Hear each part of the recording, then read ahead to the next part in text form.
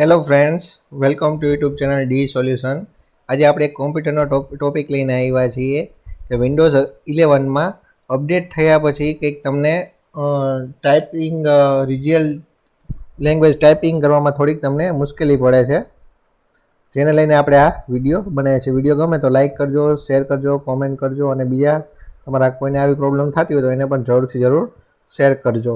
ચાલો, આજે આપણે આ પ્રોબ્લેમને આપણે સોલ્વ કરવાનો રીત કરશું. બરાબર, ચાલો. તો સૌથી પહેલાં શું કરવાનું છે કે અહીંયાથી તમે જ્યારે કોઈ પણ ભાષા તમારે લખવી હોય ત્યારે તમે અહીંયાથી મોટે ભાગે ચેન્જ કરતા હોવ છો. ગુજરાતી લખ્યું હોય, ઇંગ્લિશ લખ્યું હોય, હિન્દી લખ્યું હોય, કોઈ પણ લેંગ્વેજ હોય એ અહીંયાથી તમે બદલાવતા હોય છે. જ્યારે તમે ગુજરાતી લખવું હોય તો તમે ગુજરાતી ફિનોટિક લખો છો, પણ ક્યારેક તમને શું થાય છે કે એમાં લખી શકાતું નથી. એક અક્ષર લખીને પછી આગળ લખી નથી શકાતું. નીચે જે ઓપ્શન બતાવતા હોય પહેલાં જે ઓપ્શન નથી બતાવતા. તો એનો એક અપડેટ આવ્યું છે, તે પછી આ પ્રશ્ન બધાને થાય છે. તો એના માટે સોલ્યુશન શું છે? તો સૌથી પહેલાં તો તમારે શું કરવાનું છે, વિન્ડોઝમાં જવાનું છે. વિન્ડોઝમાં જઈને પછી તમારે અહીંયા ટાઈપ કરવાનું છે રજિસ્ટરી એડિટર. એમાં જઈશો એટલે પછી યસ આપીને તમારે એને ઓપન કરવાનું છે. તો અહીંયા તમને ઘણા બધા ઓપ્શન ખુલશે. તો અહીંયા સૌથી પહેલો ઓપ્શન હશે એચ કી લોકલ મશીન, એની ઉપર તમારે ક્લિક કરવાનું છે. એટલે ઘણા બધા હેઠે ઓપ્શન ખુલશે. પછી એમાંથી તમારે સિસ્ટમ નામના ઓપ્શન ઉપર ક્લિક કરવાનું છે. સિસ્ટમમાં સિસ્ટમ ઉપર ક્લિક કરશો એટલે તમને નીચે ઘણા બધા ફોલ્ડર ખુલશે. પછી સિસ્ટમમાંથી તમારે કંટ્રોલમાં જવાનું છે. કંટ્રોલનું ઓપ્શન ખોલવાનું છે. પછી હેઠે કંટ્રોલ ખુલશે એટલે હેઠે ઘણા બધા ફોલ્ડર ખુલશે. પછી એમાં તમને એક NLS નામનું કંઈક ફોલ્ડર હશે, એમાં તમારે જવાનું છે. NLS જો આ રહ્યું NLS, એમાં ક્લિક કરશો એટલે ઘણા બધા નીચે ફોલ્ડર તમને ખુલશે. એમાંથી પછી તમારે જવાનું છે લેંગ્વેજ ઉપર, ફોલ્ડર ઉપર તમારે ક્લિક કરવાની છે. એટલે અહીંયા તમને 3 ઓપ્શન દેખાડશે. અહીંયા તમારે શું કરવાનું છે કે કોઈ પણ લેંગ્વેજ તમારે જે રાખવી હોય તો અહીંયાથી તમારે એ કોડ નાખવો પડશે. તો સૌથી પહેલાં તો તમારે શું કરવાનું છે, ડિફોલ્ટ ઉપર રાઇટ ક્લિક કરવાની છે એટલે તમને મોડિફાઈ નામનું ઓપ્શન બતાવશે. તો મોડિફાઈ ઉપર તમારે શું કરવાનું છે, ક્લિક કરવાનું છે. તો અહીંયા તમારે કોડ એ નાખવાનો છે. તો એ કોડ ક્યાંથી આપણે મેળવવો? તો તમારે જવાનું છે પછી ક્રોમમાં.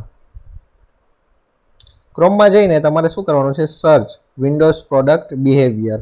આ તમારે આ સર્ચ કરવાનું છે. બરાબર છે, વિન્ડોઝ પ્રોડક્ટ બિહેવિયર.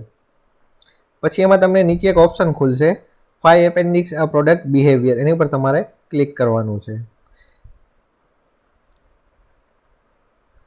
એટલે હેઠે તમારે હેઠે જવાનું છે, એમાં ડાઉન નીચે જતું જવાનું છે.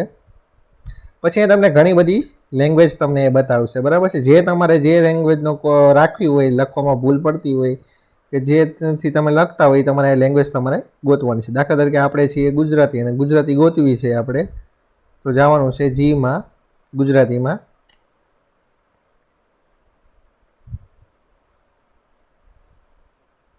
તો જો અહીંયા ગુજરાતી છે અને અહીંયા સાઈડમાં ઇન્ડિયા છે. એટલે પછી અહીંયા સાઈડમાં તમને કંઈક કોડ આપ્યો છે 0/044447. તો એને તમારે શું કરી લેવાનો છે, કોપી કરી નાખવાનો છે.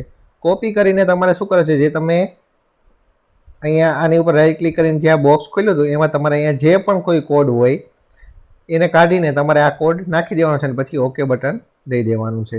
એવું ને એવું નીચે છે ઇન્સ્ટોલ લેંગ્વેજ, એની ઉપર રાઈટ ક્લિક કરીને મોડિફાઈ ક્લિક કરવાનું છે. અહીંયા જે પણ તમને કોડ હોય આપ્યો હોય એની જગ્યાએ તમારે આ કોડ તમારે નાખી દેવાનો છે અને ઓકે દઈ દેવાનું છે. બરાબર છે, ચાલો. પછી તમારે શું કરવાનું છે, સેટ થઈ જાય પછી તમારે આ બધું બંધ કરીને વિન્ડોઝને વળી પાછું શું કરી દેવાનું છે, રિસ્ટાર્ટ કરી દેવાનું છે. બરાબર છે, રિસ્ટાર્ટ કરીને કરશો એટલે તમને ઓપન કરશો વળી પાછું એટલે તમને અહીંયા તમારે જે પણ લેંગ્વેજ જોતી હોય, ગુજરાતી, હિન્દી, જે પણ લખવું હોય તો એ તમે લખી શકશો. એના માટે આપણે એક જોઈ લઈએ, આપણે લખવામાં કંઈક ક્વેરી તો નથી, તો આપણે વર્ડ ખોલીને ચેક કરી લઈએ. તો દાખલા તરીકે લખીએ છીએ આપણે ઘર, તો જો ઓટોમેટિક અહીંયા તમને શબ્દ હેઠે બતાવવા મળશે. તો આ અહીંયાથી તમે આવી રીતના તમે અપડેટ કરી શકો છો. તો આવી કોઈ પણ લેંગ્વેજ તમારે જોતી હોય તો એક ગૂગલ ક્રોમમાં જઈને પણ તમે કોડ કોપી કરીને તમે એડ કરી શકો. જો વિડીયો સારો લાગ્યો હોય તો લાઇક કરજો, કોમેન્ટ કરજો અને બીજા મિત્રો સુધી પણ જરૂર આપણો વિડીયો શેર કરજો. ચાલો, તો વળી પાછા મળશું નવા વિડીયોમાં. આવીને આવી અપડેટ માટે જોતા રહો આપણી ચેનલ ડી સોલ્યુશન.